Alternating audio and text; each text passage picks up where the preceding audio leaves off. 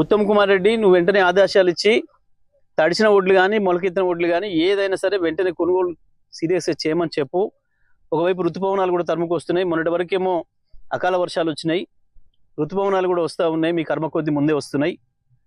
సరే, ప్రజల అదృష్టం వర్షాలు రావాలని కోరుకుంటారు రైతాంగం. కానీ దురదృష్టం ఏంటంటే మీ ప్రభుత్వం సహకరించకపోయినా, మీ మూర్ఖత్వంతో నీళ్ళు ఇవ్వకపోయినా కష్టపడి పండించుకున్న పంటను కొనే పరిస్థితి కూడా లేక ఇంకా రాసులలోనే ఉంటున్నారు. పోయి మళ్ళీ నాగలిగట్టి దున్నాల్సిన రైతు, దుక్కి తినాల్సిన రైతు కేవలం పండించిన ఒడ్ల కాడ కాపలా పండుకోవడానికి సరిపోతా ఉంది. ఈ దుర్మార్గం ఇది. దీన్ని తీవ్రంగా ఖండిస్తూ ఉన్నాం మేము. వెంటనే ప్రభుత్వం కళ్ళు తెరిచి 2-3 రోజుల్లోనే ఒక గింజ లేకుండా లిఫ్ట్ చేయాలి. ఎక్కడ కూడా మిల్లర్లు ఇబ్బంది పెడుతున్నారు రైతుల్ని.